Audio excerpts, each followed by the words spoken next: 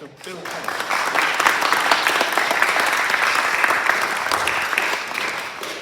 Thank you. I shall just rely on David to hold his hand up at some point and say, we need a break.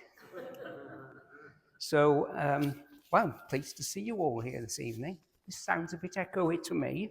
It's all right to you out there? Yep. Yep. It's different acoustic from my church. Very different.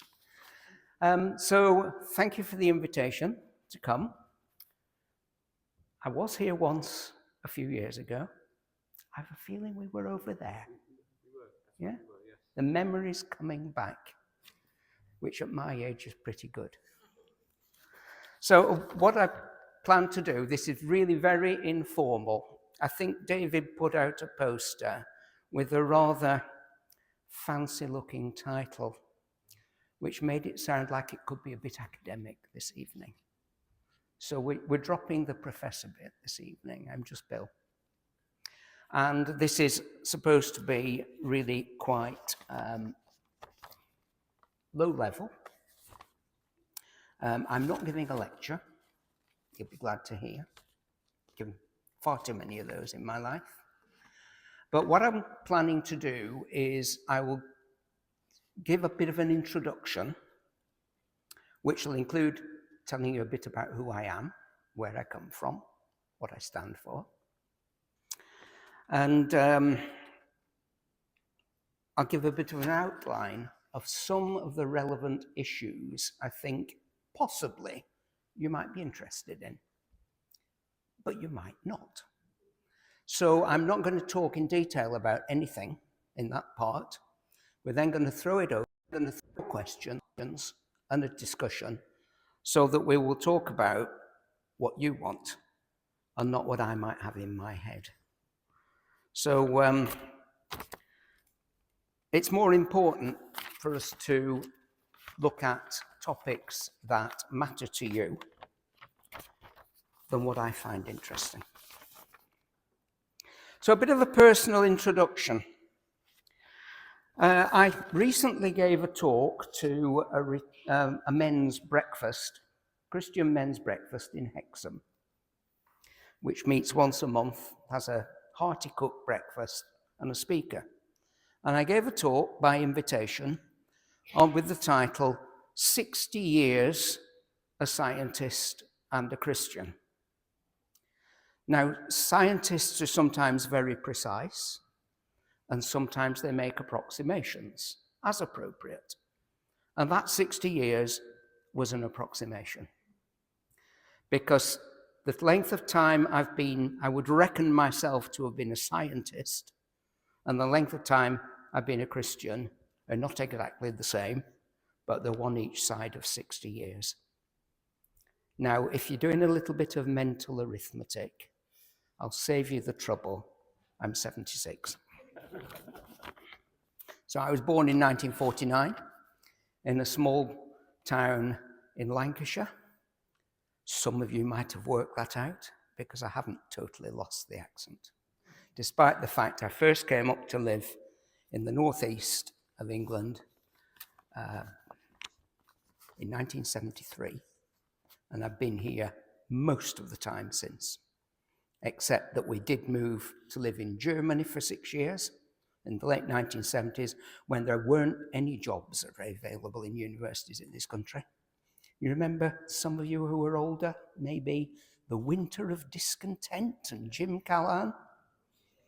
Yep, so I went away then and came back just after Margaret Thatcher became Prime Minister. So that's a bit of history. So that's my background then. I grew up in a working class family. My father was a long distance lorry driver.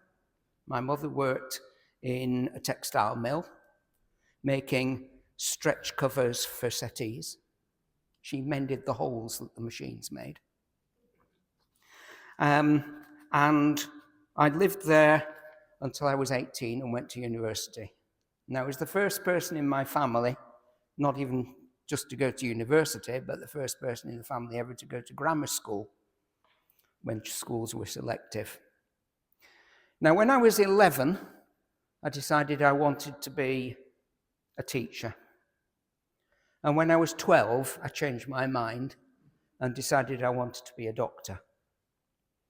And when I reached 13, I made my decision that I've stuck to ever since. I decided at 13 I wanted to go to university. I wanted to study chemistry. And then I wanted to get a PhD and stay in academic university life and do research. And that's what I've done. So I would say I've been a scientist since I was 13, so that's a bit more than 60 years. My religious background, I was brought up by parents who didn't go to church, but we did. I have a brother and 2 sisters. We all went to church as children and Sunday school, and I stuck with it for some reason. Though it didn't actually mean anything very deep to me, I stuck with it through teenage years, and I even used to play the organ at church. When I say the organ, it was a little harmonium, what we call an organ with pedals. That is to say, you had to do that with the pedals. And at the age of 18, I was due to go off to university, and I thought, I'm going to change the way I do things. Fed up of this church business. I'm going to drop that when I go to university and do different things. Well, God had a different idea. And at that 3 weeks before I went to university, one of my lifelong friends suddenly changed the way she lived. And it was intriguing, and I wanted to know why. And to cut a long story short, I ended up saying, yes, I need to be a Christian personally. I need a personal faith, not just something up here. It's got to be down here. And in a fairly short time, I mean, I knew all the theory anyway, from going to church and Sunday school all those years. That was really useful. But it didn't mean anything to me personally until I was 18. So I'm one of those people who can actually tell you when I became a Christian. Some people can, some people can't. We're all different. So that was a bit less than 60 years ago. So I went off to university. I actually went to Cambridge University, studied science 3 years, and then did a PhD, still in Cambridge, for 3 years. I graduated specializing in chemistry, and I did my research for my PhD in a particular branch of chemistry called X-ray crystallography. And what that is, to put it very, very briefly, is like this, that if you want to look at something really small, go for a magnifying glass. If that's not good enough, go for a microscope. But there's a limit on how small things are that you can see with a microscope. Okay? And that limit is not set by engineering, it's set by basic physics.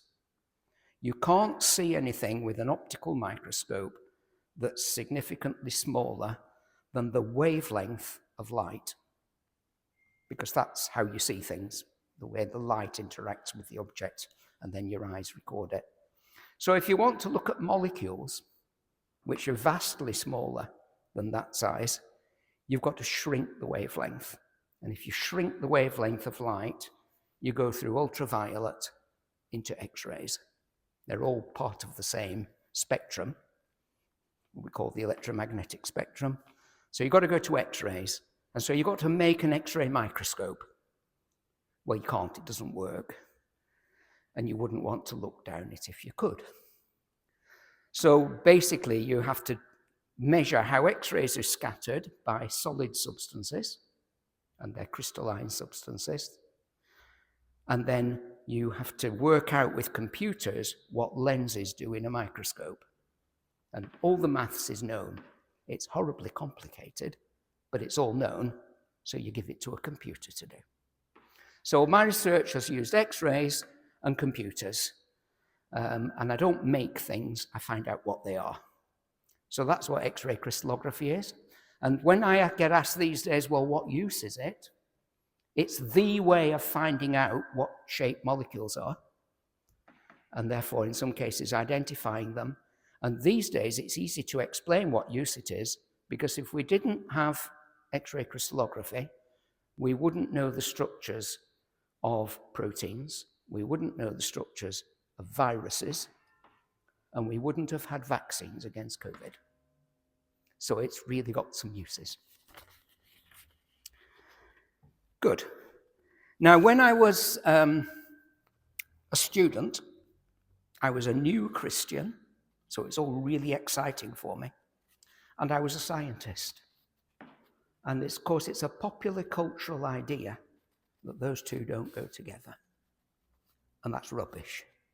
Right? That's a topic we might discuss. It's a Victorian era invention. The idea that there's a conflict between science and Christian faith was invented by a British man and an American, both living in America, in about the 1870s. And it's not true. It's been debunked by historians. So the relationship of science and faith has been a really key central one of my life for all these 60 years. Now, I'm married. I have my golden wedding next month coming up. I have 4 children, all in their 40s. They're all scientists or engineers in one way or another. 3 grandchildren. And my other interests in life, just to make a whole picture: classical music. I met my wife when we were students through singing together in a Christian choir that was also a brilliant marriage bureau. A lot of people got married from it. Music, singing. So I sing now with a choir in Newcastle. Amateur dramatics. So I'm so used to standing up and performing for students, I can do it for the public as well. So I do pantomimes and things. Oh, yes, I do. I like walking holidays. I like cycling. My wife and I walked the Pennine Way for our honeymoon. We wouldn't do it now. And last September, to celebrate being 75, I cycled from Land's End to John O'Groats, which is just over 1,000 miles, in 3 weeks. I don't think I'll do that again either. Reading. Also a lot to do with church ministry. I am an accredited Baptist lay preacher, so I do quite a bit of preaching. I've just taken on the job of being our church secretary. That's Baptist Church in the Tyne Valley, Stocksfield. And bringing together the 2 subjects of science and Christian faith, I currently chair the trustees of an organization called Christians in Science. And I'll tell you a little bit about that later. So let me tell you what some of the issues that I think might be of interest. And you can then say, no, not really. Or yes, that's something I really want to talk about. The conflict idea. We might come back to that. Creation and evolution. Not verses, and. The origin and age of the universe and the earth. Natural disasters. Are natural disasters acts of God, as the insurance people say? And where does suffering come into God's plans? That's one, you get that one quite often. Miracles, do they happen? Climate change and environmental issues. That's a big subject. It should be a big subject for Christians. That's God's world. Nuclear energy, genetic modification, GM crops, stem cell research, a big subject at Newcastle University, reproductive medicine, gene editing. These things some people find quite scary. Are we playing God in modern medicine? Artificial intelligence. I added that one to the list in recent years. The whole subject of ethics in science. So those are some of the topics that might be of interest. And it's over to you. What would somebody like to ask about? But I think all of those are fantastic. Yeah, but we haven't got all night.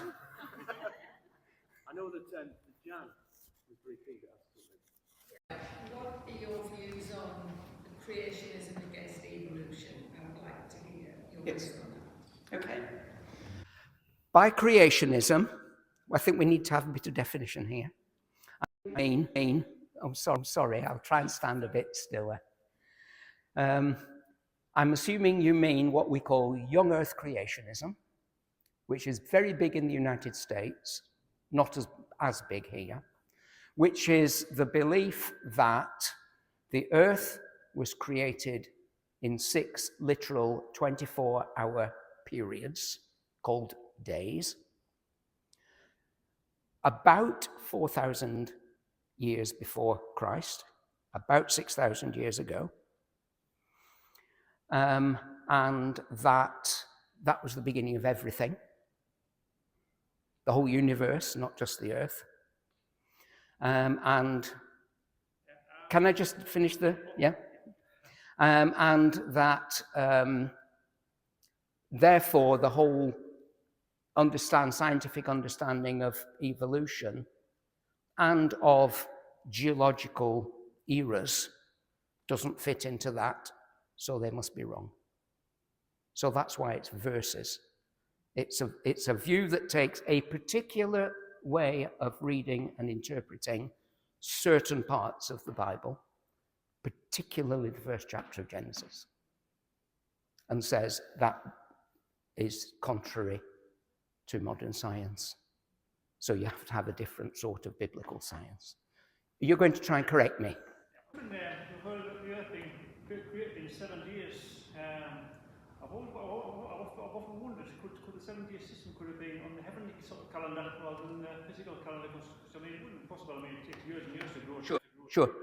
The question is, how do you interpret the language, not only of that first chapter of Genesis, but of lots of other places in the Bible as well? But the focus tends to be on that chapter. What does it mean about the first day and the evening and the morning and so on? And there are a lot of different ways of interpreting it, because the Hebrew word for day is used with different meanings in different parts of the Bible. It doesn't always mean 24 hours. But that particular belief that we call young Earth creationism is one that says, no, we have to take those words literally.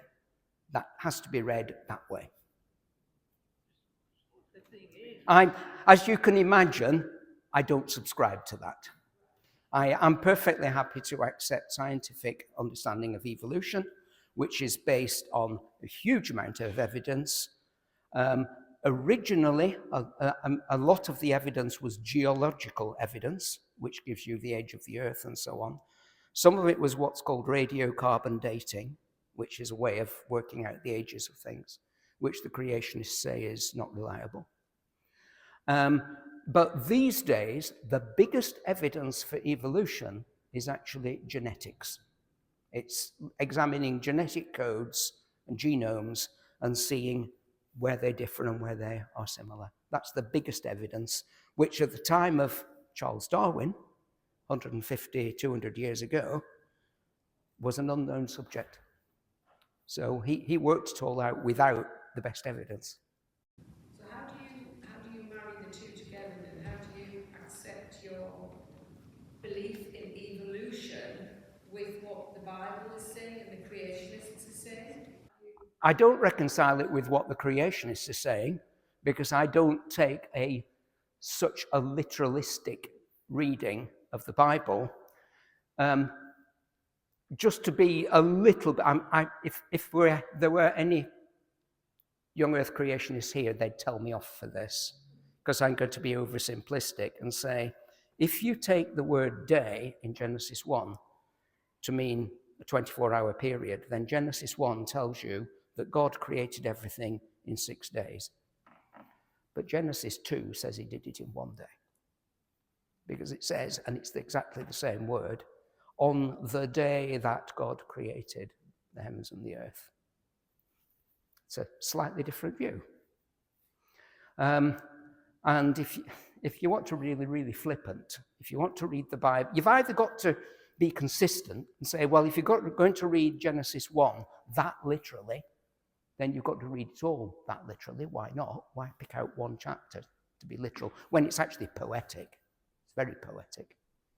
You can examine the poetic structure of it and everything. It's all about patterns.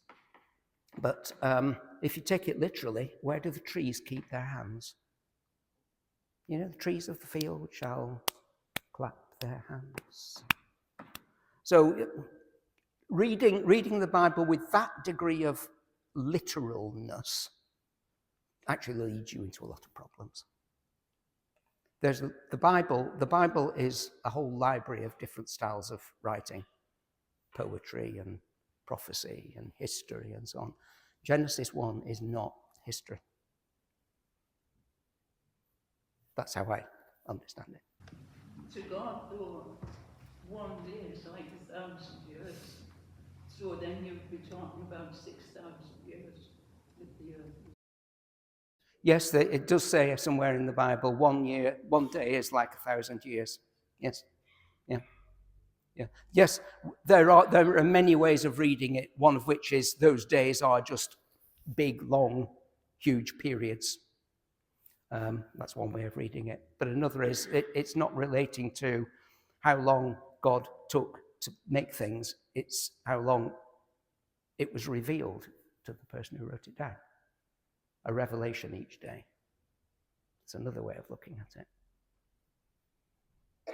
There's a book. I've actually got a little handout to give you afterwards with just a list of resources, and it includes some books, and one of them is a rather interesting way of interpreting. It's called The Lost World of Genesis 1. And it's a way of interpreting it as a liturgy, a Hebrew liturgy. Sorry, could you take the one at the back, and then I'll come back to you. Also, where you have the combine, like modern Christians, those who come about like literalism of the Bible, such as like firmament, biblical cosmology, or evolution, in that way of taking it not so literally. How would you say that transcends to political and moral truths within the Bible? Like, do we treat those with the same depth of pinch of salt, so to speak, as we do? I'm not sure I understood all your question, but it's about how you do interpret different parts of the Bible. And you've got to interpret the Bible in the context in which it was written, and for the people it was written, and what the time was, and what the culture was. So you don't, there's no way it's reasonable to say the Bible is a science textbook. It wasn't written as such. It was written as God's way of speaking to people in particular circumstances. And one of the principles, now I've got a bit of theological training for my preaching accreditation. Certificate of Theology, right? A third of a degree, right? The principle you have to have in interpreting the Bible, one is, assuming you believe the Bible to be God's inspired word, then you have to interpret it consistently. You don't look for it to be contradicting itself. If you think it's contradicting, look more closely and think about how it might not be, right? You're not looking for it to be God contradicting himself. And the second principle is you have to see what the passage that you're reading would have meant to the people at the time, as well as what it might mean for us today. God is not in the business of saying things to people thousands of years ago that made no sense to them as a secret message to us now. Does that partly answer what you were saying? Leon was also asking if biblical ethics, if we don't treat some parts of the Bible literally, how literally do we take the ethics of the Bible? I think that's what you were asking, Leon. Yeah. Scientific issues in religion. Do we have the same attitude towards moral? Okay, so take the Old Testament law. Does the Old Testament law apply now? Right? Well, yes and no. The principles of the Old Testament law, the fundamental principles, still apply. Jesus interpreted them. and actually said these principles they can't be taken away, ever. They stand. But the precise application in detail will be different because we live in a different world, in a different culture. So, when it tells you in Leviticus that you must never wear any garments made of two sorts of material, I'm sure everybody here breaks that, and we don't worry about breaking it. If you wear polycotton shirts, then you are breaking that commandment. Yeah. So a lot of the ritual law has been superseded by what Jesus Christ did on the cross.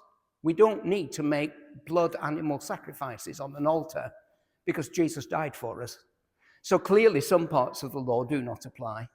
And some of the cultural parts don't apply because we're living in a different situation from what we were. But the moral law, the first law is you must love the Lord your God with everything you are and everything you have. And the second is to love your neighbor as yourself. Oh, absolutely. So a lot of the sort of moral, ethical side of the law is timeless. But a lot of the ritual and detail and some of the hygiene laws and food laws, they don't need to apply because we're living in a different context. Does that make sense? Sir? I was going to ask what you do with Adam and Eve, whether, obviously we're looking at Genesis at the moment, whether you believe that Adam and Eve were historically real people or whether they were representative in some way of humanity. Obviously there's different takes on that, but what would you do with that particular, Garden of Eden, Adam and Eve? Yes. I'm not absolutely sure about that one because anthropology is not my subject at all. Even scientists are not all agreed on just how small the original pool of humanity was. And there are secular scientists who say it is entirely feasible the current human race could be descended from one pair. It's perfectly feasible scientifically that could be the case. And if not, it's certainly from a fairly small pool. Because human beings are, although we tend to look very different, the degree of genetic similarity across human beings is really quite narrow. So whether Adam and Eve were, well, first of all, if you accept evolution, Adam and Eve were not created from nothing. Where would you be on that? I would be on they were the process of evolution. Okay. But at some point, God took this evolving creature and made it special. It says in Genesis that he breathed into the man, the woman, and man became a living soul. And that's a distinction from the animals. So there's something about humanity that is distinct from the animal world. Having reached that point, God then does something that is not physical, but is spiritual, and God interacts with humanity, puts his image into humanity in a way it is not in the rest of creation. So, and that could well be, and I think it probably is, that God chose one pair to do that. And that became then, Adam and Eve became the head of divine inspired humanity. And that's where we come from. Do you embrace that because of science? I embrace it because it's consistent with what's known in science at the moment. I'm prepared to change my view if the evidence changes. But also, I think it's consistent with a reading of Scripture. And I think those two need to be held together, and you can't choose one over the other. You've got to find a way of putting them together. Because one of the quotes, I'm going to give you some quotations to finish with this evening. And one of the quotations is from Galileo. who incidentally was never imprisoned or tortured. And he was a faithful Christian to the day of his death, stayed a faithful Catholic. The whole myth about Galileo is an invented thing. It's a distortion of the truth. Galileo was just on the wrong side in an internal Vatican argument. But one of Galileo's quotations is that God speaks through two words, the word of the Bible and the word of creation, which scientists investigate. And he's the same author, so he doesn't contradict himself. That's not the direct quotation, but that's a summary of it. What or who or how do you see, what is God? What or who or how is God to you? Wow. What a question. God is...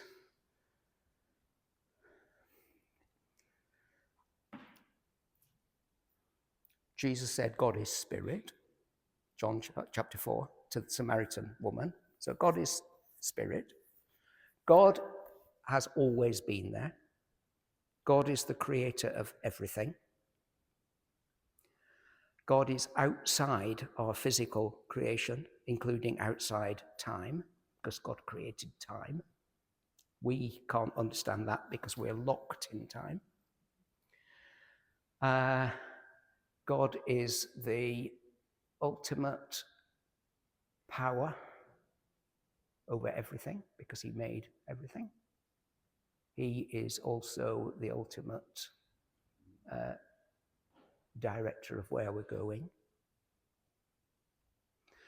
But God is personal. And God is a God of relationships within himself. I use the word him carefully. The Trinity. The Trinity is an interesting concept, and I accept it.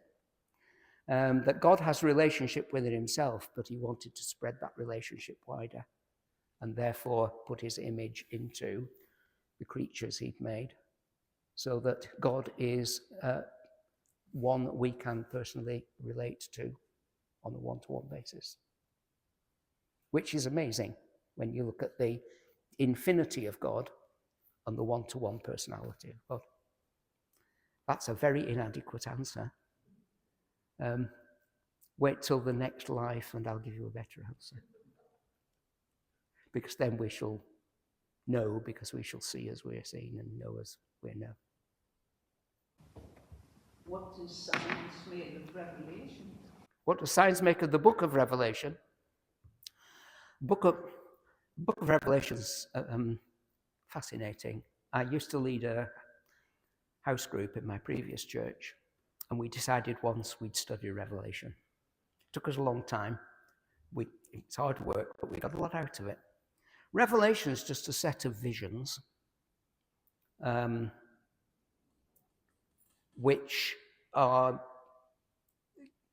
God's way of trying to say something about how things are and how things will be. But they are visions that are like some of the visions in the Old Testament, like, Ezekiel and the wheels within wheels and the strange machines and things. Almost impossible to write down what you've seen. So,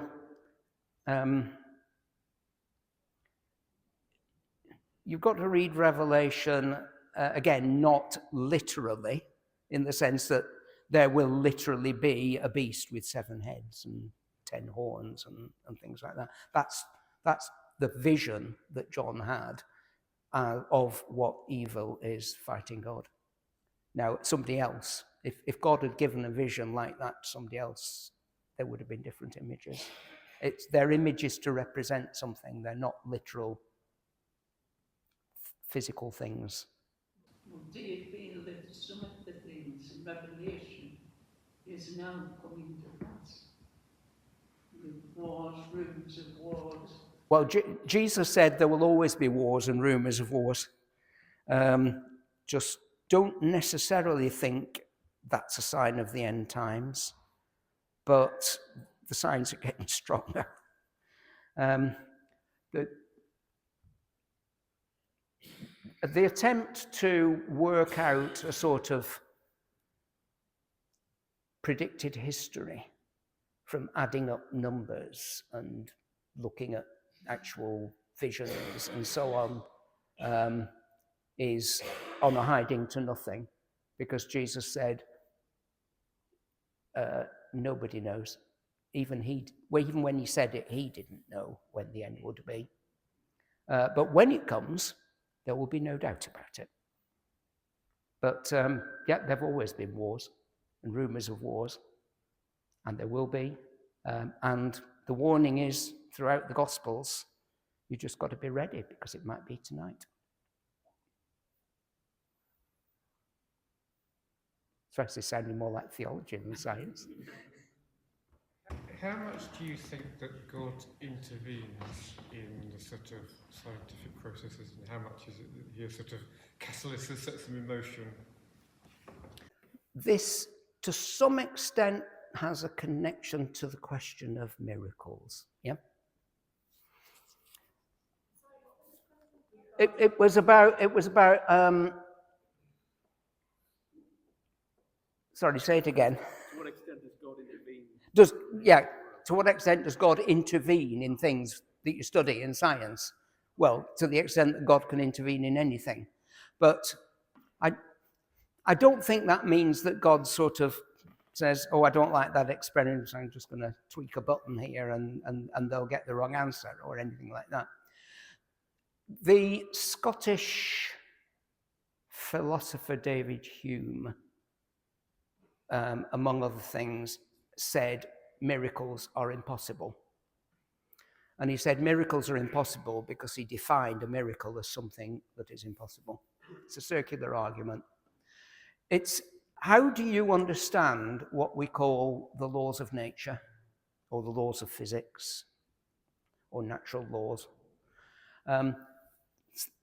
Some people say, well, natural laws can't be broken, so miracles are impossible, because a miracle by definition is a breaking of scientific laws. And that was always a Richard Dawkins line as well. But this is partly a misunderstanding of what a scientific law is. The word law has different meanings. When you're talking about criminal law and national law, that is a law that says you have to do this or you're in trouble. Right? You cannot break this law. Well, you can, but if you break the law, you've had it.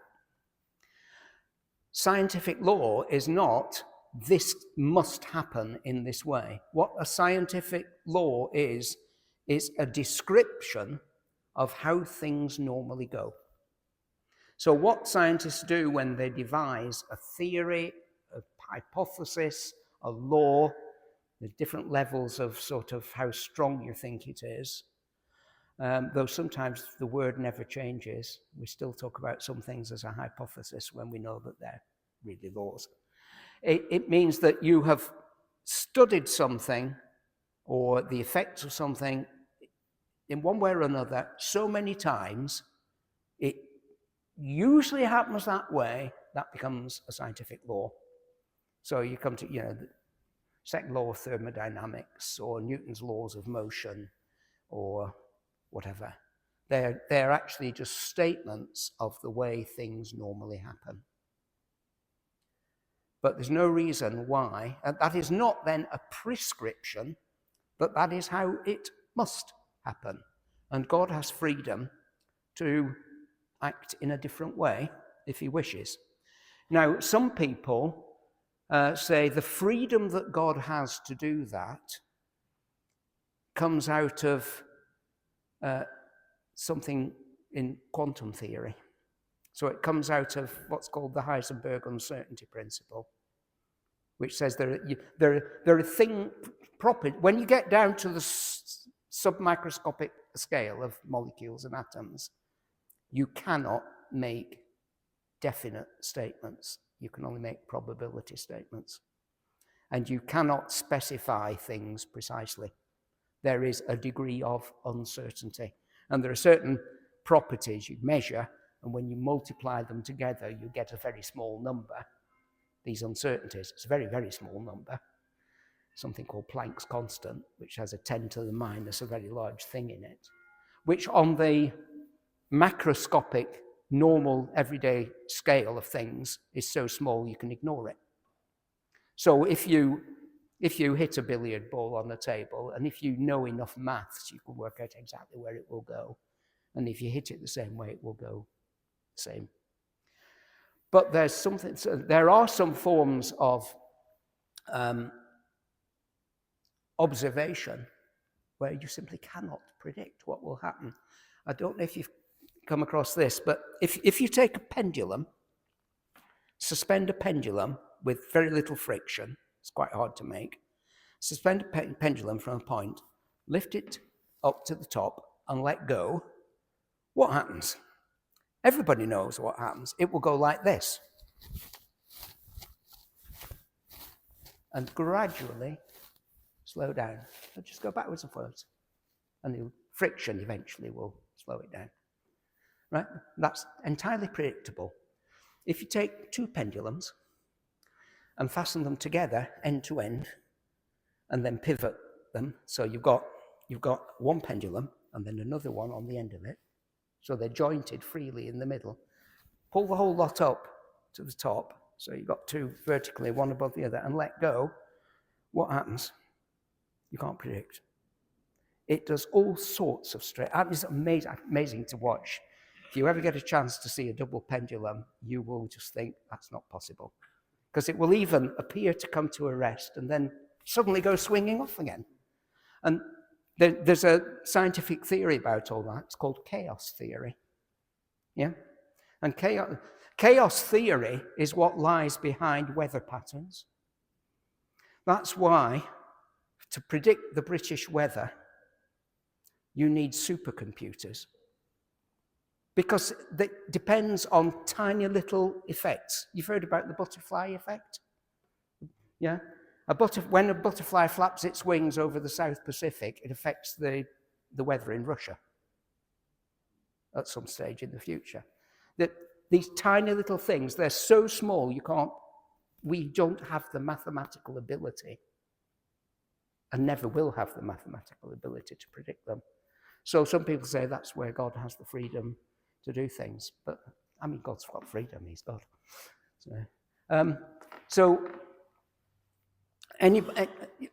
I think it's completely wrong for any Christian not to believe in miracles, because to my mind, the two greatest miracles there have ever been are the incarnation, when God became a person, a human being, and the resurrection. And if you don't believe in the resurrection, then you're not Christian. Basically, I shall stick stick that down. But if you do believe in the resurrection, then why can't you believe in anything else as a miracle? Because that's the biggest miracle there's ever been. So miracles are fine. And people have done some funny experiments, like, let's do an experiment to see how prayer works. So they've actually got, two groups of people, and some of them are praying. They tried to set this thing up, but you can't do an experiment on prayer. It just doesn't work. Because you can't, God doesn't obey natural laws. That's what it amounts to.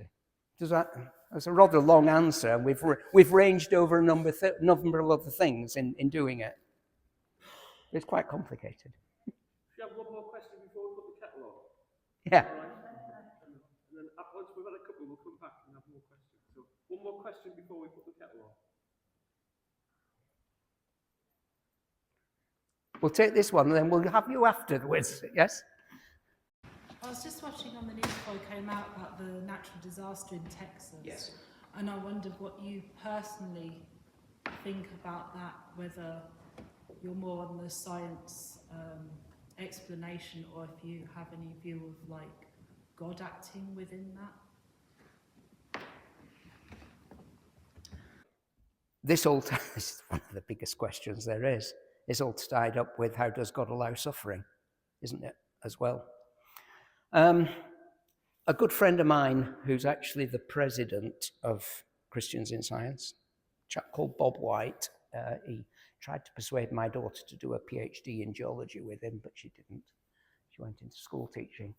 He's an expert on earthquakes and volcanoes. Spends his time going off to dangerous places watching eruptions. And he gives a talk on are natural disasters acts of God? And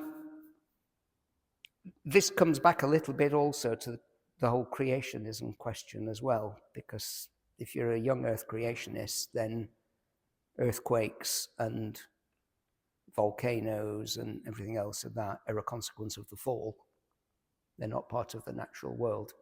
Whereas if you're not a young earth creationist, these things are part of God's creation, because you have to have tectonic plates or there wouldn't be any life on the world. So these things, what Bob says is there's actually natural disaster is a wrong term. These are natural phenomena. You know, earthquakes, eruptions, and things like that will happen. That's part of the physics of the world. What makes them as a disaster is what we do about them. So if we choose to live too close to a volcano, then that's a risk. What makes some of these disasters worse than they would be is human beings' lack of preparation for them and response to them. So there have been earthquakes and volcanoes at times, for example, where people wouldn't have needed to die if the right action had been taken.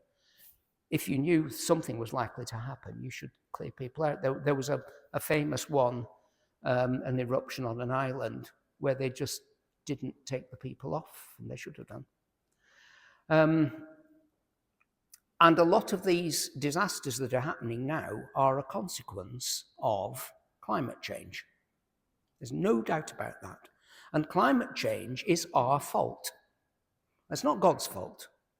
It's human beings' misuse of the Earth's resources and a refusal to accept that they're responsible and do something about it that is making weather patterns worse, creating more hurricanes, creating more floods, and people choose to live on floodplains unnecessarily just because it's more convenient for them.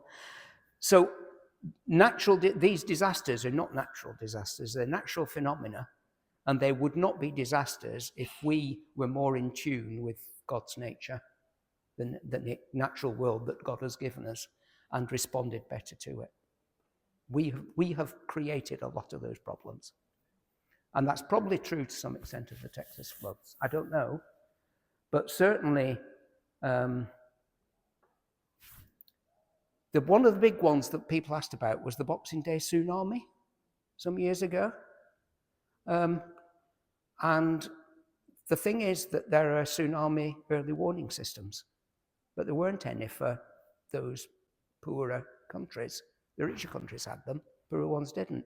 If the world shared its resources, there wouldn't have been those problems. Yeah, does that help?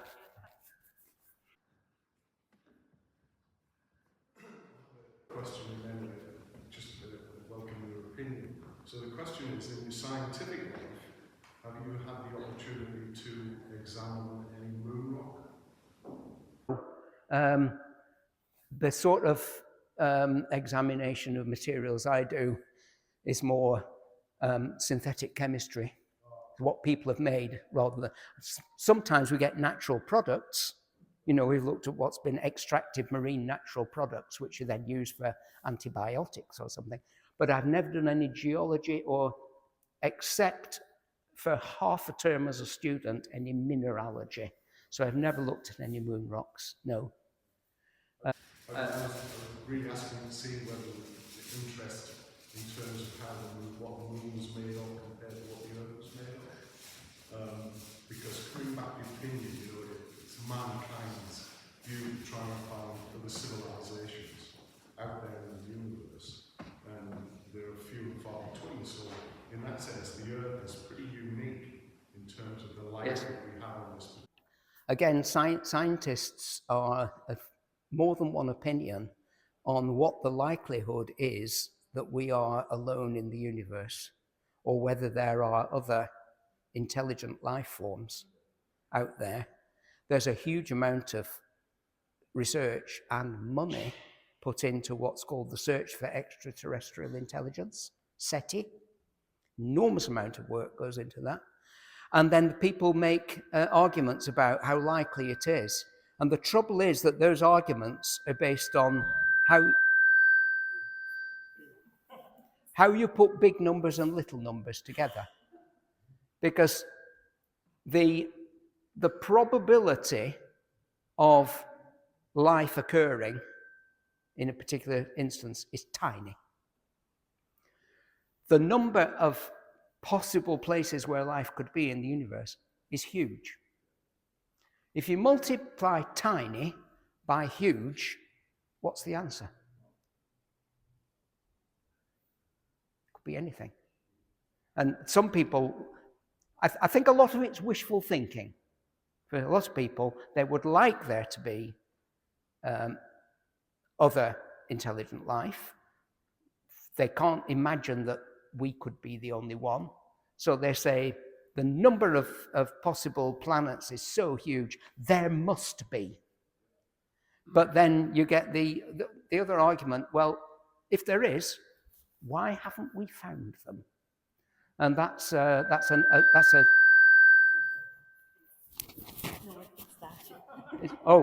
it's a specific argument with a name that I can't remember. It's called a somebody's paradox.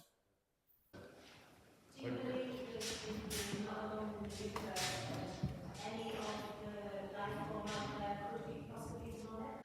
Right. Well, I do believe in demonic life, spiritual demonic life, but it's here. Whether there is any other intelligent life anywhere else in the universe, I don't know. It's not a question that bothers me very much. I've got more important things to think about. If there is, then God made it. And if God made it, then he has a relationship with it. And if another form of life somewhere in the universe rebelled against God like we did, then they would have an equivalent of Jesus Christ. Yeah? C.S. Lewis explored that idea in some of his books. If there is life somewhere else in the universe, I don't think we need to worry about it, because it's all God's universe. I'm just throwing a conspiracy in here, but what if some of it's already here that we just get hidden from us, kept from us by the government? Sorry, I didn't get it. What if some of it is already here, but we just don't fully know because we don't understand, and it's just too much for humans to understand? Okay, we have to.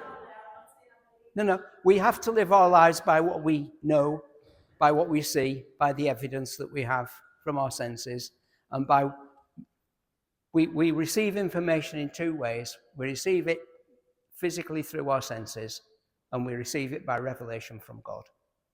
Right? And those two have to make sense together as well. If there is anything else going on, I don't see the evidence. And I can't live my life on the basis of some fanciful idea of what might be. Conspiracy theories are a very dangerous thing.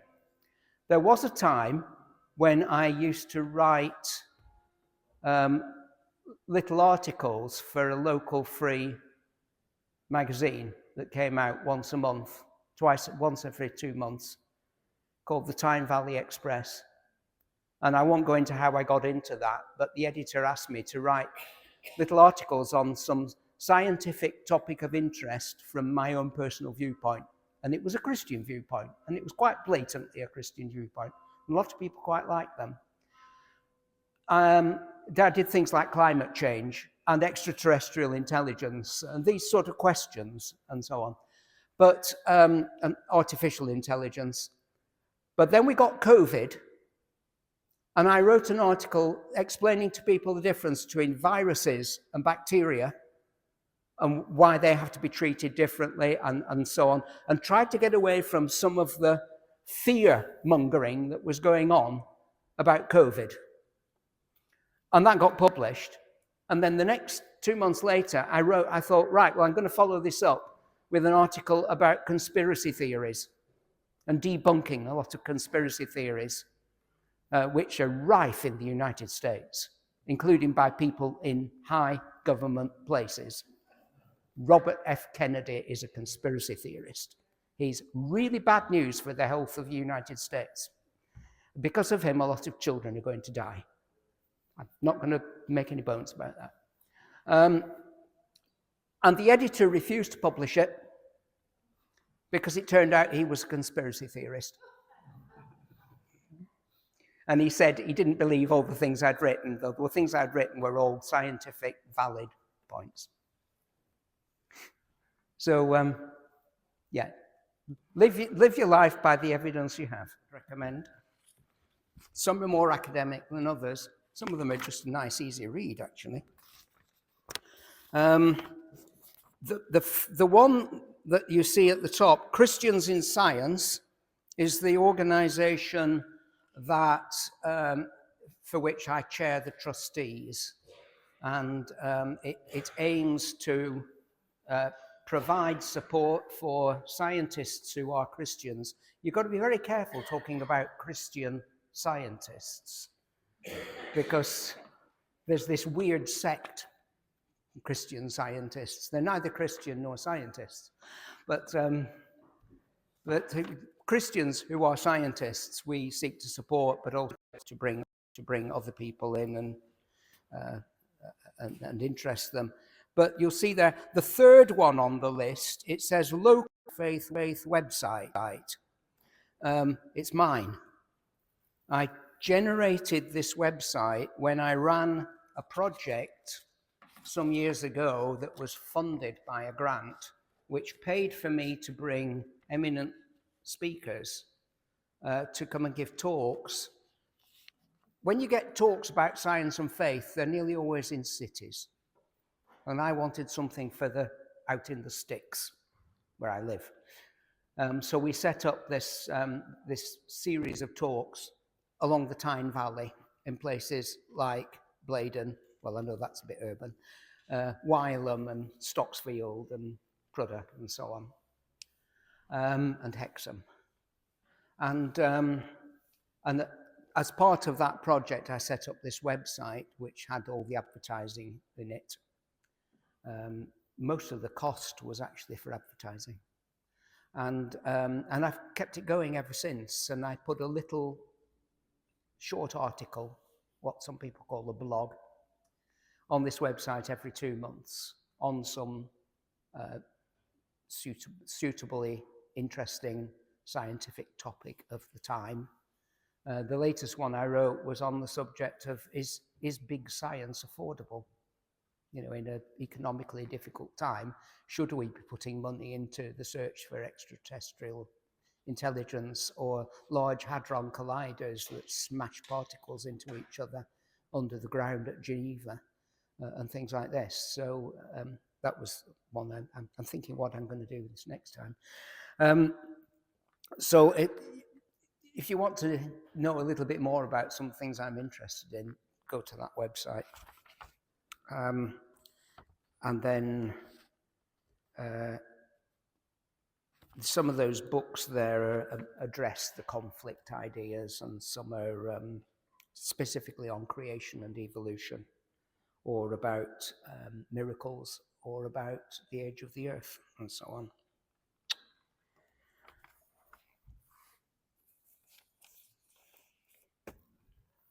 I'll give you one or two quotations to finish with at the end. So let's go back to any questions and comments. So, yeah.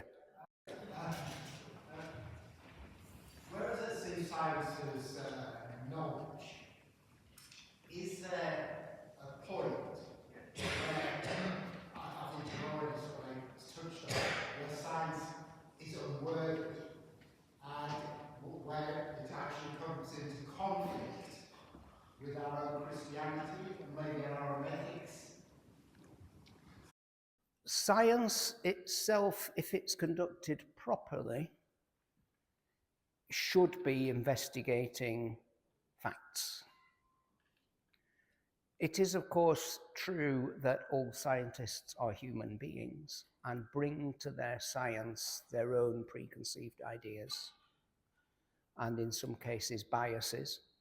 We have to be careful about that. That's one reason why when you do science research and you want to publish it, it has to be peer-reviewed by other experts who will tear it to pieces, sometimes quite mercilessly. And you have to justify what you said and prove it before it can be published. These days, increasingly, unfortunately, there's quite a bit of fraud in science. I mean, it's not huge, but it's significant. There are people who will do fraudulent research, that is, they invent their results, or they alter their observations and leave out the ones that don't fit. Yeah, selective, in order to boost their own reputation, or in some parts of the world, to earn money. It was the case, I don't know if it still is, at one time when I was doing a job of editing an international research journal, that we found out that Chinese scientists were paid for every publication they produced. So they would produce as many publications as they could in order to get a house or a car. And there was one particular year when we discovered, or so, I didn't, I'd given up the job by then and somebody else was doing it. It was discovered that one or two particular groups in China had invented their data. Now that takes a bit of doing in my subject, I can tell you. And you can't do it so thoroughly that it can't be spotted. There's always something that gives away data. You can't invent data easily in most scientific subjects because your data will be too good if you've invented it. It hasn't got enough errors in it, hasn't got enough variation, because everything you measure has got spread in it. So fraud is something that does happen. And a lot of journals now, you will see, every time they have an issue produced, there will be on the end correction. There's always been corrections. People find, oh, I made a mistake with that and I need to correct it. But there are retractions, which is to say the journalist said, that's not true. We want to wipe it out of the record. So scientists are not perfect, and some of them are definitely immoral in the way they do it. But most science is reliable. The way it's done and peer-reviewed and so on is a bit of a check on it. There's then the whole question. Science sometimes gives us advances where we can do something, in medical science in particular. Yeah. We can do something, but should we do it? And then you get these whole ethical questions about gene editing. Should we be doing research that changes the genetic makeup of an unborn baby for some reason? Now, usually, of course, it's to correct a fault that would lead to some horrible disease. And we can see that's a good thing. But at what point does that then become designing your baby to be the way you want it to be, and so on. So there are difficult moral and ethical questions in science, and I think it behoves Christians to hold scientists to account for what they do. Is that the sort of thing, or? Yeah. Well, if I can take you back to your teenage years, you mentioned when you started, that when you were 12, 13, 14, you went to church, but you weren't really a true Christian, you said. And then when you got to 18, about to go to university, something changed in your life. And you said it was, if I recall correctly, it was a friend of yours who changed, and that made me ask questions. Yeah. Changed. I think are you prepared to share with us what it? Well, basically, the change was in going from something that was. I've always been an academic. I was the odd one out in my family, right? I always say I was the one in my family with the brains, and my brothers and sisters were the ones with money. You don't get much money from working in universities, right? One of my sisters married the country's leading expert on Frisian cows. He was a millionaire. But the difference was I really treated what I learnt at church and in Sunday school as an academic subject. It was up there, right? What I didn't realize until I saw the impact of Christianity in somebody's life making a difference is that it's actually not about what you know, it's about who you know. And that Christianity is actually a personal relationship with God through Jesus Christ, right? And if you want to go sort of, strictly speaking, I should say through the Holy Spirit, because that's how we experience God, through the Holy Spirit. So it's not what's up there, it's what you believe and commit yourself to in a relationship, and not just a set of facts that you agree with. So that's the change that I had. And then I was so excited by it when I went off to university as a 3-week-old Christian. I just had to go and find the Christian Union. And they were amazed that somebody came knocking on their door saying, "Tell me about Christian Union." They don't normally get that. So it was, and from that point on, the whole issue of how science and Christian faith fit together has been central, not surprisingly, which is really why I do things like this.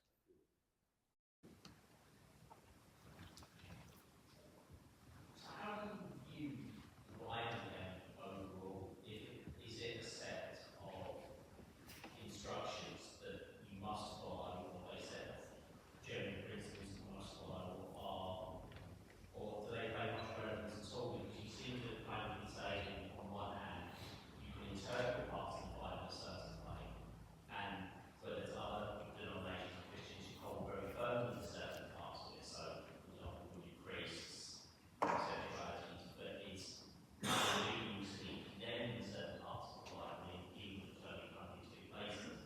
So, to what extent is it secure to base your faith on a book that can be interpreted without drop or discount depending on the morals or ethics of the current time in which you're viewing it? Right, my understanding of the Bible. Yeah? The Bible's a very complicated book. And it has a history. And that history is, written by lots of different authors at different times in different circumstances and in a completely different culture from ours. So it takes some understanding and interpreting. And I think that as Christians, we need to apply quite a lot of time and effort and dedication to reading and trying to understand the Bible on certain principles that it is God's way of speaking to us, one of God's ways of speaking to us. Sorry, but I don't disagree with what you said, but the Bible isn't the end, as it were. The Bible shows us Jesus. Sure. Yeah. That's, as you said before, it's about personal relationships, isn't it? Sure. So we don't have the Bible as part of our religion. We have Jesus, and the Bible shows us Jesus. Yeah. And that's true of the Old Testament as well as. Sure. Sure. Sorry. Yeah. No, that's all right. You've just improved what I said, which is not a bad thing to do, especially when I'm sort of answering on the hoof, as it were. I don't pretend to know the Bible as well as I should, though I read it every day. It's a very important part of my life, and I find that I keep seeing things in it I haven't seen before, because I believe that God inspired the writing of the Bible.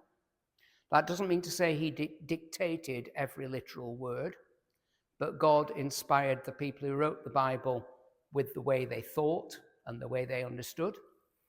And it addresses all sorts of different aspects of life. It doesn't tell us everything, because it speaks through the culture of the people to whom it first came. And there's a lot of questions of interpretation of what does it mean? What did it mean then? What does it mean now? Which could be the same, but the application can be quite different. And you're quite right in some of what you said, that there are parts of it that we're not really sure how it applies now. We're not even sure quite what some of the words really mean, because we do not read, most of us, there might be one or two, most of us do not read the Bible in its original languages. I do not know any Hebrew or Aramaic, and very, very little Greek. So we are reading translations, and every translation is itself an interpretation already. So it's a good idea to read more than one version of the Bible. But I take it as one of God's ways of speaking, one of the chief ways of God speaking to me, and I need to take heed of it and try to read it, understand it, and apply it in my life. Have I read the Torah is the first 5 books of the Bible. Yeah, but I know it's the Old Testament, but so, or maybe it's the Tanakh. Well, I haven't read all the Jewish additions to the Old Testament. Talmud. I've not read any of that. I have read the Apocrypha, which is interesting to read, and you can see why some of those books didn't make it into the Bible. And I have not read the Gospel of Thomas. I have read the Da Vinci Code. What a laugh. Can I ask something? Yes. So some people might feel that the universe is billions of years old, the Earth is billions of years old. They personally have emerged into life after a very long process of natural selection in which there's been species have risen and fallen, and they've come to a particular point in their life, and they think about the difficult way in which life has emerged and the age of the universe, and they might think to themselves, do I have any point? Yes. What is your significance? That's right. So Yeah. the size of the universe, the age of the Earth, the process by which we emerged. Yeah.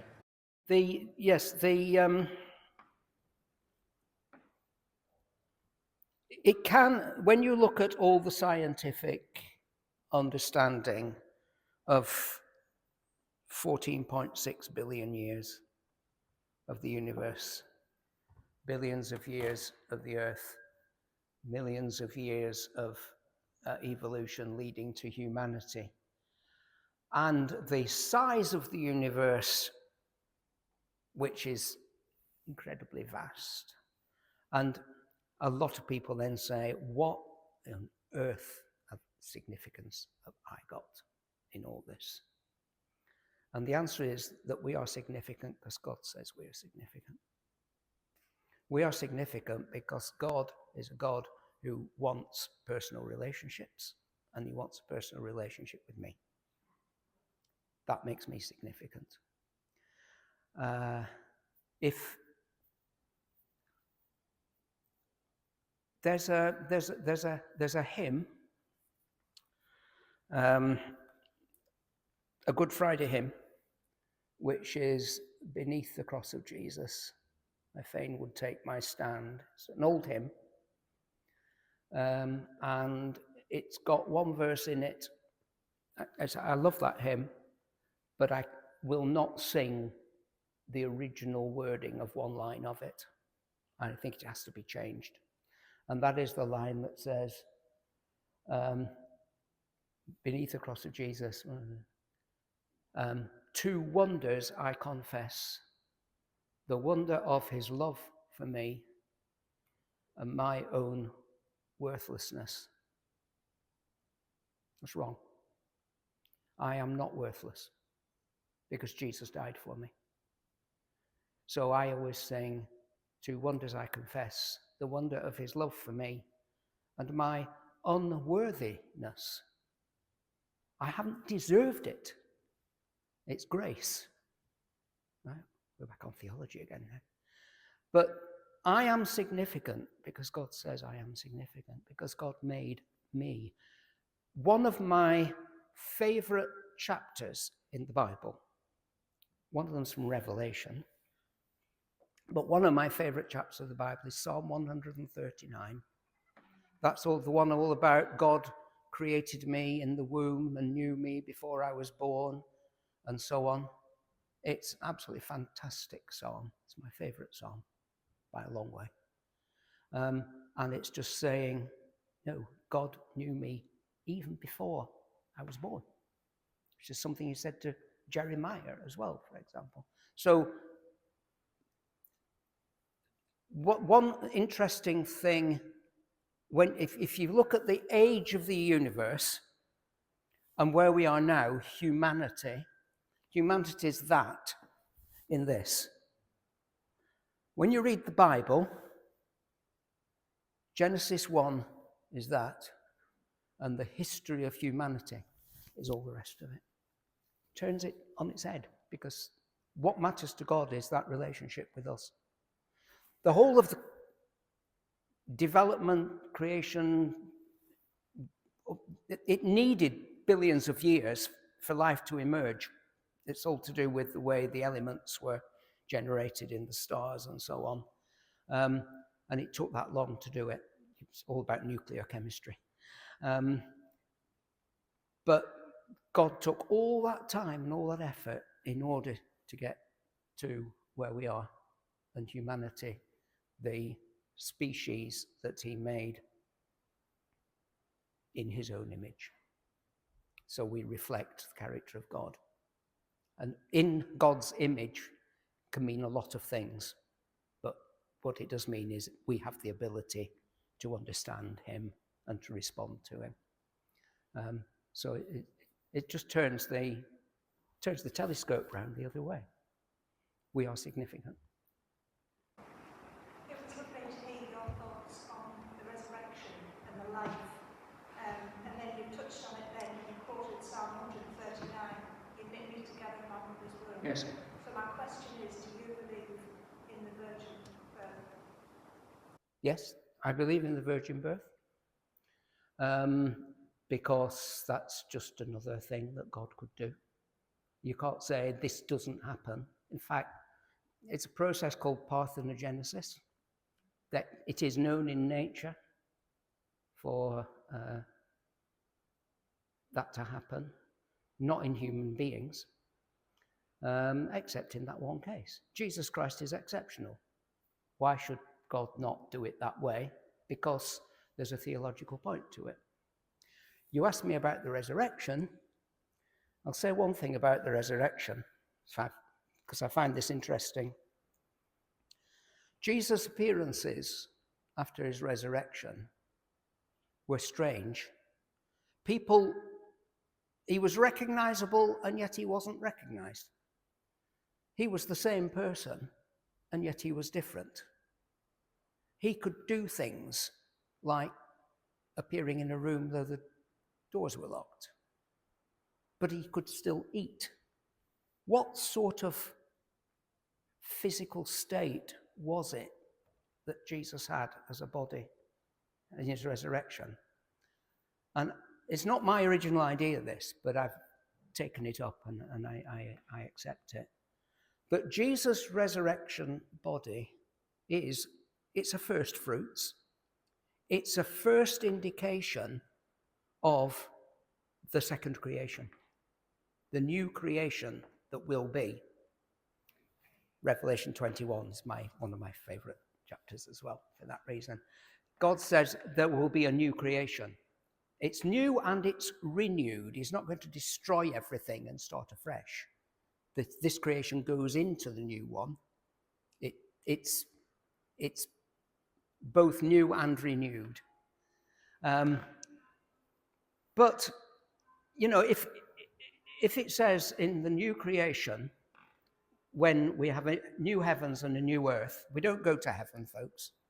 We're not going to heaven. Earth and heaven come together. Heaven comes to us, if you read the Bible. In the new creation, there is no sickness, there is no death, right? The laws of nature must be different. The laws of nature in the new creation are not the laws of nature we now have.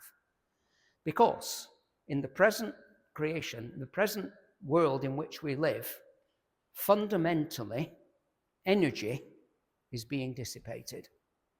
It's all going to nothing. It's called the second law of thermodynamics. There cannot be the second law of thermodynamics in the new creation. So the laws of physics and the laws of nature must be different. And I have no conception of what they're going to be, but they're different. And Jesus' resurrection body is a first hint of the new physical laws that are different from what we have now. It's just a thought, but I think there's something in it. I wouldn't quote you absolute biblical truth reference for that, but that's my thinking.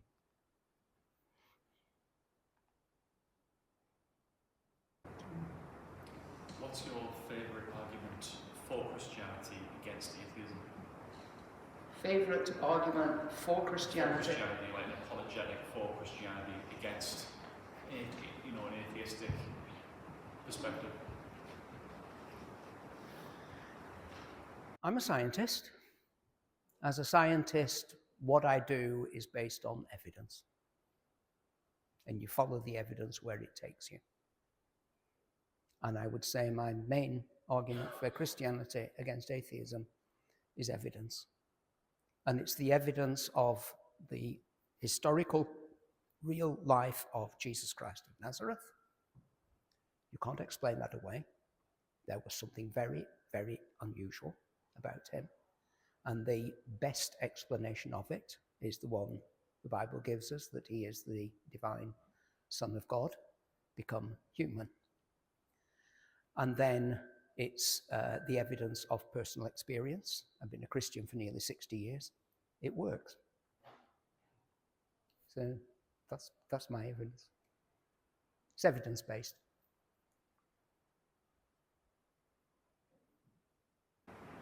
So, do you think that atheists and agnostics are refusing to see the evidence?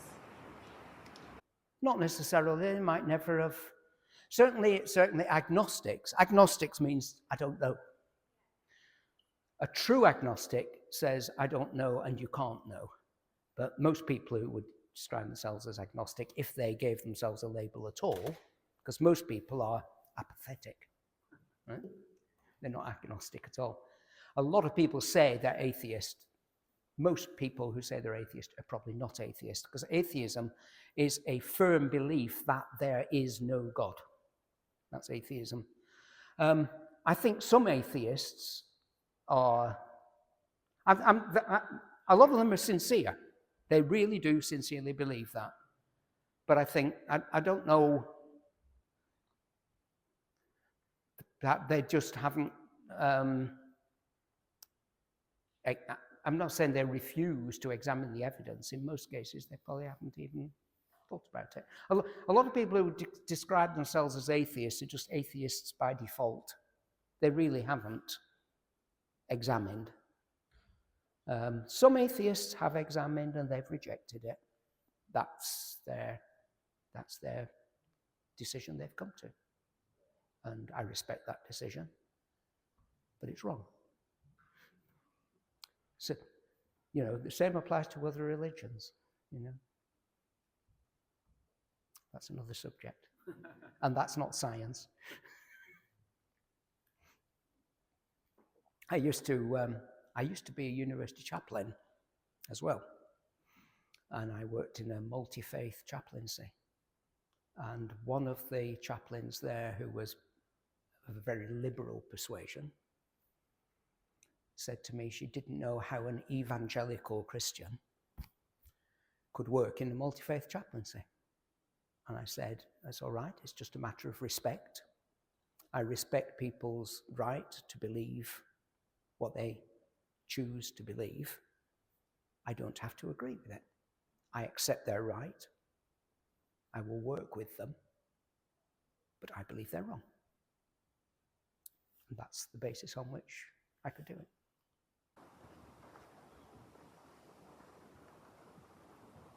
What are your thoughts on other religions, particularly Islam? Well, I just said there, I don't agree. I don't agree with other religions. There's a lot of things in them. It's not all wrong, but I think they have missed the point that the most important thing is the person of Jesus Christ. And if that's not part of your religion, then it has to be incomplete at best.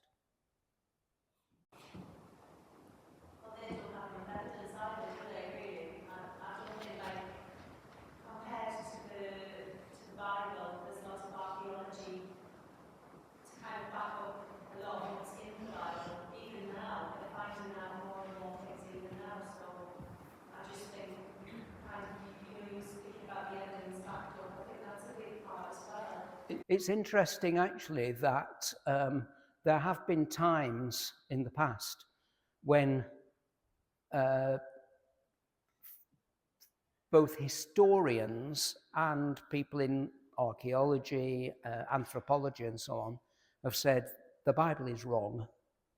You know, for example, there surely never was such a place as, and I think it's the Pool of Bethesda I'm thinking of in particular. And the census did not happen. There was no Roman census in the year when we work out the most likely year for Jesus to have been born and so on.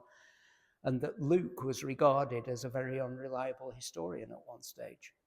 But the more that is discovered in inscriptions and digs and so on, they found the Pool of Bethesda with its colonnades and everything, exactly as described in John's Gospel. And Luke's description of Roman authorities, their titles, has been backed up by carvings that have been found. And now he's regarded as one of the most reliable historians there's been.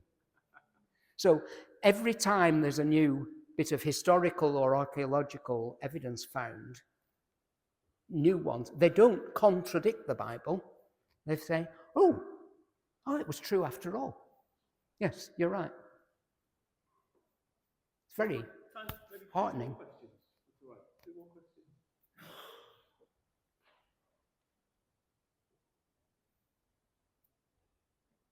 You know, nobody likes to ask the first one, and nobody likes to ask the last one either. Mr. Orange Shirt. I think what you said that humans rebel against God. One of the things that I've always found is before Adam and Eve ate from the apple, they couldn't conceive good and evil. So to actually say they were rebelling when they couldn't comprehend what they were doing, they couldn't understand what they were manipulating, it seems an excessively harsh reaction to what happened, given that they couldn't know they were being tricked. They couldn't know that they were things being held from because they weren't aware, so they couldn't protect themselves from it. So describing rebellion seems unfair, given the sort of that they weren't able to understand. Part of the problem is that we have a very brief description, a very brief summary in just one chapter in Genesis of what happened. And how do we know exactly what is the tree of the knowledge of good and evil?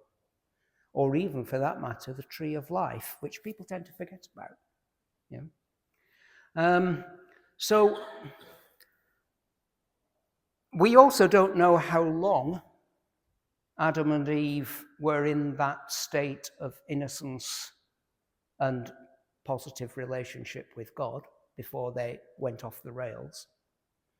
We just don't know these things. We're only given such a very brief description. But the fundamental point it comes down to is that they had a relationship with God. God told them what to do, and they disobeyed him. Now, it's easy for us to say, that's only a little peccadillo sort of thing. But obviously it wasn't. That was the one test of their loyalty. So I think the trouble is we read such a lot into a very few words of description.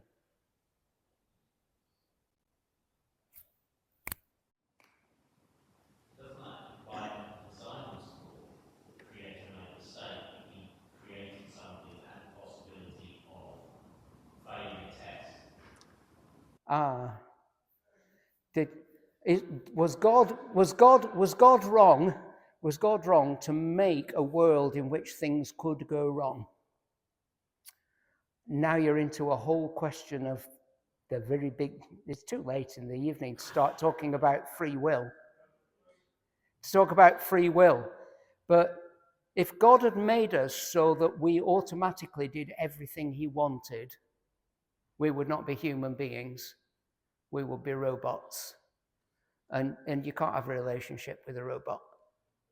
So God took a risk, and yet God knew what he was doing, and he knew what would happen. You know, it says that Jesus Christ is the Lamb slain before the foundation of the world. When God made human beings, he knew they were going to go wrong, and he had to do something about it before he did it. It was all the plan of the cross and everything, resurrection. It was all there before he made us, because he knew it would happen.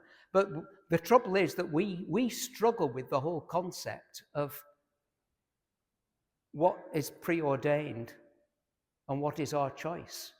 And that's because there are so many things in life in which the problem is we can only see one side. If you look at an architect's plans for a building, you have a plan, and you have a front elevation, and you have a side elevation, and you have a back view, and so on. You can't see them all at once. You can only see one at once. And a lot of what we experience in life is we can only see one side of things at once. God sees all the sides at once. So we end up having to use descriptions, more than one description for things that seem to contradict each other. And predestination and free will is a theological one. Theologians and scientists have a lot in common, Because scientists have exactly the same. What is an electron? Is it an object? Is it a wave? It seems to behave in different ways under different circumstances. We need more than one model for the same thing, and those models don't fit. Do you know that the two really big theories, the theory of the big, which is cosmology, and the theory of the tiny, which is quantum theory, are incompatible? And yet we believe them both because they're the best we can do. They're approximations. We know they're not true, but they're the best we can do at the moment. Science is like that. Science develops its models, and then as you do more and more observations, you find those models aren't really quite right, so you tweak them, or you throw them away and make a new one. We use Newton's laws of motion for doing our engineering, but we have to use quantum theory when it's molecules. They're completely different theories, but you have to use the one in one case and one in the other. We can't see the whole truth at once. And I think that goes to the whole question of, did God make a world that could go wrong? Was that bad? I think we can't answer that question because we can't see enough of the truth. When one of the things about arguments that creationists use against evolution is God cannot possibly have used evolution. It's cruel. It's wasteful. Things die. That's not good. That's not God. That's not love. And they say that God created a perfect universe. The Bible doesn't say that God created a perfect universe. It says he created a good universe. And the word good means fit for purpose. The world we live in is not a perfect world. It never was a perfect world. It was fit for the purpose for which God made it, which is a step on the way to the new creation, which will be perfect. I think that's a very, very good place to conclude our evening. We've heard my just ring in there. Can I give you a couple of quotations just to finish with? Johannes Kepler, one of the early astronomers, said science is thinking God's thoughts after him. I'll give you the proper Galileo one. All truths are easy to understand once they are discovered. The point is to discover them. God is known by nature in his works and by doctrine in his revealed word. And the one I want to finish with, Sir William Henry Bragg, you've probably never heard of. He and his son Lawrence Bragg won the Physics Nobel Prize in 1914, effectively for inventing the subject of my research, X-ray crystallography. They first applied it. Father and son, and the son won the Nobel Prize at the age of 24. Makes you sick, doesn't it? So William Henry Bragg said this: from religion comes a man's purpose, from science his power to achieve it. Sometimes people ask if religion and science are not opposed to one another. They are. In the same sense that the thumb and fingers of my hands are opposed to one another. It is an opposition by means of which anything can be grasped.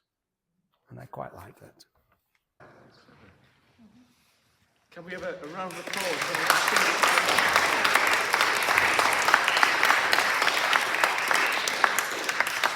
It's a small token of appreciation for your comment this evening. And I think this has been the most wide-ranging conversation we've ever had in this place. We've touched on, I think... life, the universe, and everything. That's right, yes. That's right, yes. And I just feel we're kind of just at the tip of the iceberg as well, actually. Oh, yeah. There's a lot more there. Yes. But just a sort of a concluding thought for me is, certainly when I was growing up in the 1980s, there was this real sense that religion was wrong and atheism was right, and we experienced something recently called the New Atheism, and they were, and I suppose they were really the dominant voices in culture. The four horsemen of the apocalypse. Indeed, and it was almost as if Christianity was this antiquated thing which was going to be put to death shortly. But I think what's happened in recent times is people have realised that actually the new atheism is starting to look a bit stale, actually. It's got nothing in it. And there's been a resurgence in interest in belief, because I think younger people certainly have seen that it doesn't have the answers. And I think tonight we've had this really fruitful synthesis of science and faith working together to bring a wholeness. So I found that personally very, very, very satisfying, and I'm sure everyone else has as well. So can we have another round of applause?